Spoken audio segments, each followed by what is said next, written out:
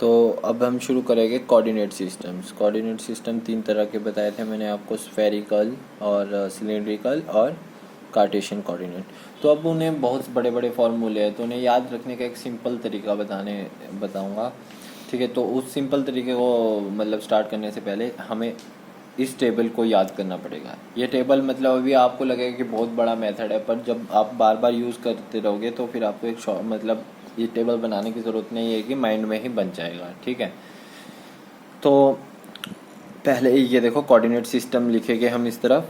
ठीक है, और ये है U1 U2 U3, unit 1 vector, unit 2 vector, unit 3 vector. ठीक है, मतलब ये कार्टेशियन हर कोऑर्डिनेट्स में जो यूनिट वेक्टर्स होते हैं वो लिखने हैं हमें इन तीन में। जैसे कार्टेशियन में यूनिट वेक्टर क्या होते हैं, फर्स्ट यूनिट वेक्टर एक्स होता है, वाई होता है, जेड होता है। ठीक है, स्फेरिकल में क्या होता है, R cap, theta cap, phi cap. ठीक है, सिलेंड्रिकल में भी R cap, phi cap, Z cap होता है। ठीक है, ये तो सबको याद होता है, नॉर्मल है।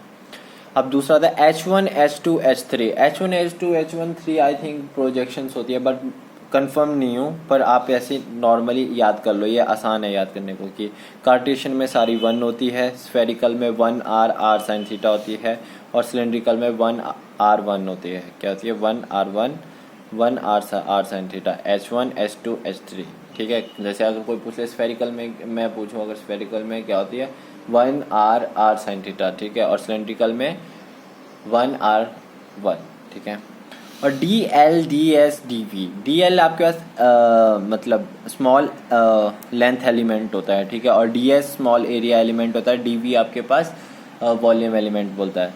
तो कार्टेशियन में क्या होते हैं लेंथ एलिमेंट्स, या तो डी एक्स हो सकता है, या डी वाई हो सकता है, या डी जेड, और है बीच में, या तो इन तीनों में से एक ही होगा। ठीक है, समझ गए, लेंथ एलिमेंट वही है ना।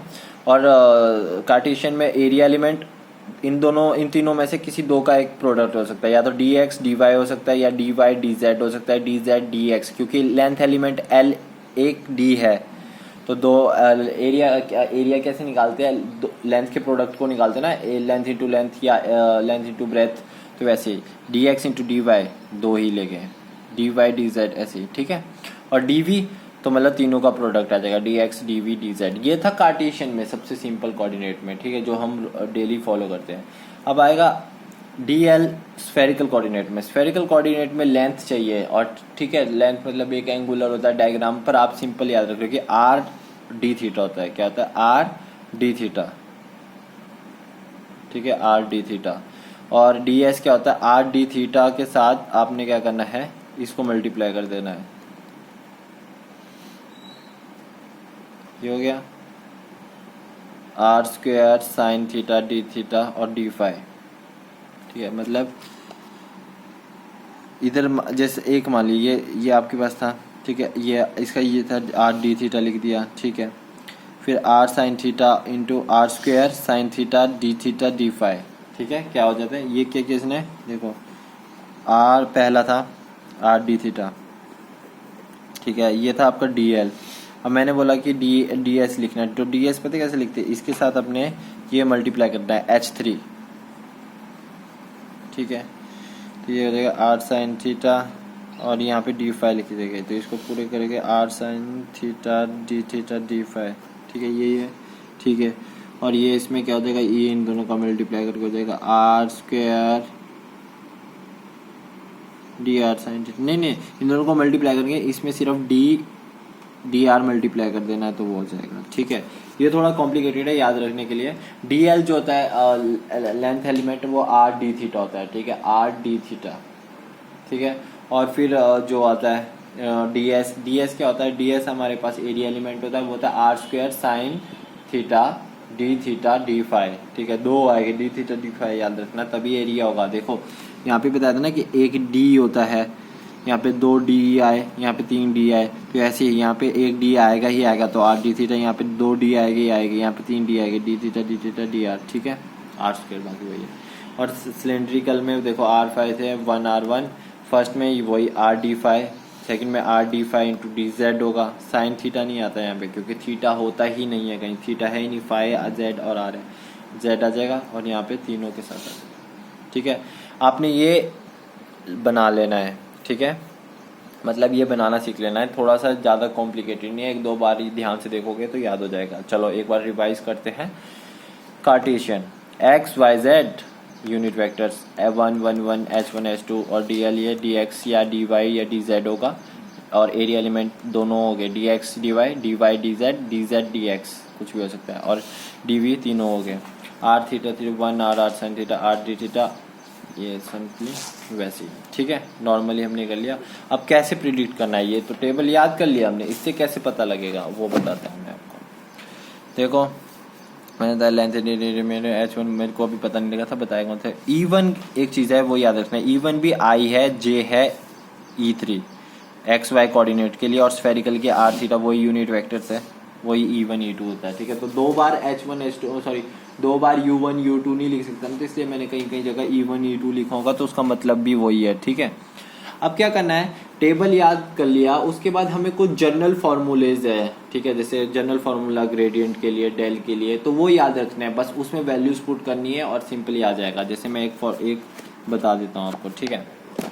ये देखिए, ये जनरल फार्मूला है ग्रेडियंट के लिए, मतलब सिंपली डेल के लिए। डेल का जनरल फार्मूला है 1/h1 del u du1। Simply याद करने के लिए कुछ नहीं है ये, बस एक चीज़ याद रखनी है, डेल, देखो बस फर्स्ट टाइम याद रखी ना, 1/h1 डेल u1, और यहाँ पे e1 आ जाएगा, ठीक है। ये u1 भी लिख सकते हैं वैसे आप, प्लस दो बार u1 ना लिखे तो इसलिए अलग लिखा है, plus h2 u2 plus u2, ऐसे ही 3 का लिख देना 1/h3 ऐसे, ठीक है।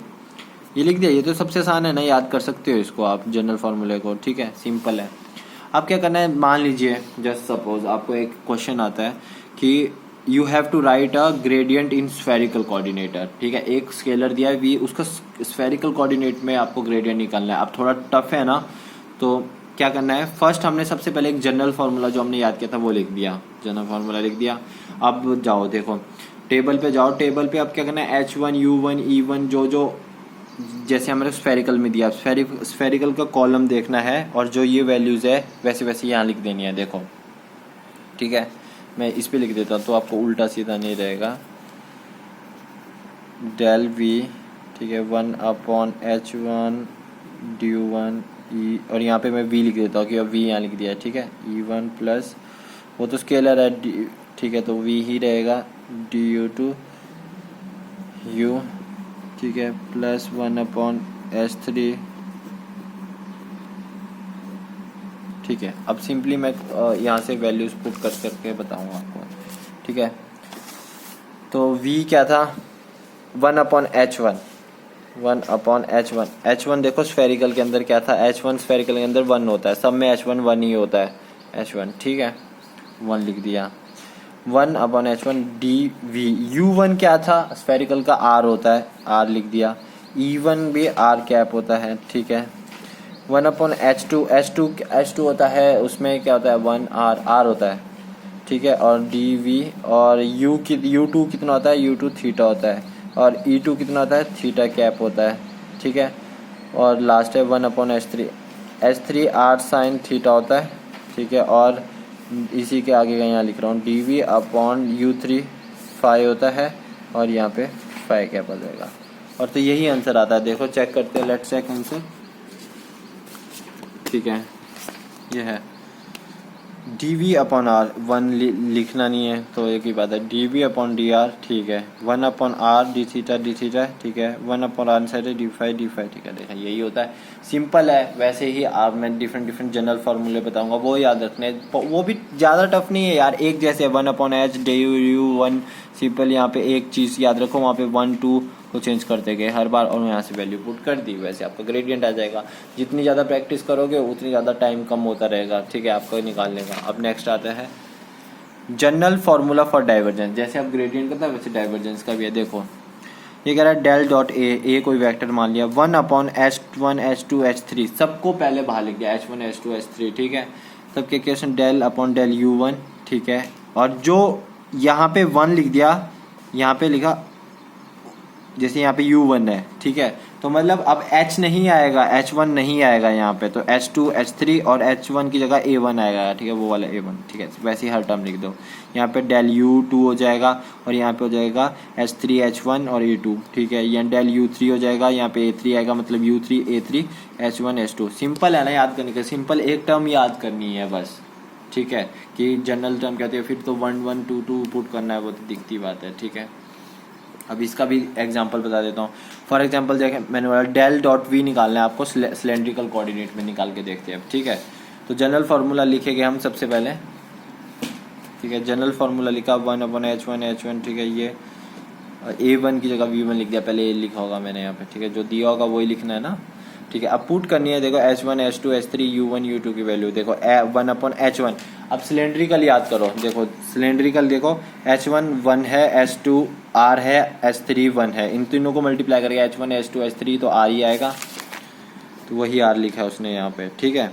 अब U1 कितना था तेरा R, तो R लिख दिया, तो H2 इंटू H2 तेरा कितना था R, और H3 भी 1 है तो R आएगा, और V1 कितना VR लिख सकते हैं ना, R सबस्क्रिप्ट में V1 को। वैसे U2 5 हो गया, H3 1 होता है, और H1 ये 1 है, H1 भी 1 होता है तो वो कुछ नहीं आएगा, और V2 कितना V5, वैसे ही इसका करें H1 H2 मतलब 1 इंटू R V, ठीक है। सिंपली याद रखो, टेबल याद हो जाएगा जल्दी, अगर 2-3 बार याद करोगे हो जाएगा, और यहाँ से नॉर्मली सॉल्व कर दिया जाएगा इसे, ठीक है। इसको काट नहीं सकते, ये बाहर है, ये याद रखना, कॉमन में बाहर है, ठीक है।